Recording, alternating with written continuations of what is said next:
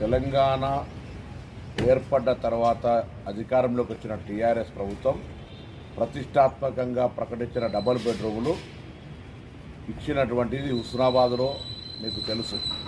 ఇప్పుడు మొదటి సంవత్సరం 3,500 ఇల్లు ఇస్తా ఉన్నాం. మళ్ళీ రెండవ సంవత్సరం కూడా 3,500. దాని తదుపరి ఇంకా ఎక్కువగా ఇండ్లు ఇచ్చి మొత్తం ఇండ్లు లేని నిరుపేదలందరికీ ఇండ్లు ఇవ్వాలనేటువంటి కార్యక్రమం కొనసాగుతుంది.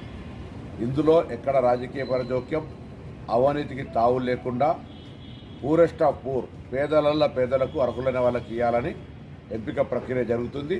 ఎంపిక చేసిన లిస్టు గ్రామాల్లో ప్రదర్శించబడుతుంది. అభ్యంతరాలుంటే గ్రామాల్లోనే చెప్పండి.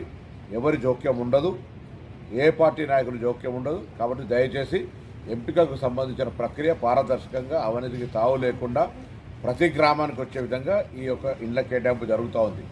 కొంత దుష్ప్రచారం ఎవరైనా చేసే ప్రయత్నం చేస్తే కఠిన చర్యలు ఉంటాయి.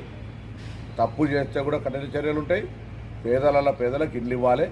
డబుల్ బెడ్రూమ్లు ఇవ్వలేనటువంటి వాళ్ళు దీని మీద మాట్లాడే అర్హత లేదు. నియోజకవర్గానికి కనీసం 200 ఇల్లు ఇవ్వలేనటువంటి వాళ్ళు కూడా ఇట్లా మాట్లాడితే పొరపాటు. ఇలా మొదటి సంవత్సరం ఇల్లు ఇస్తా ఉన్నాం.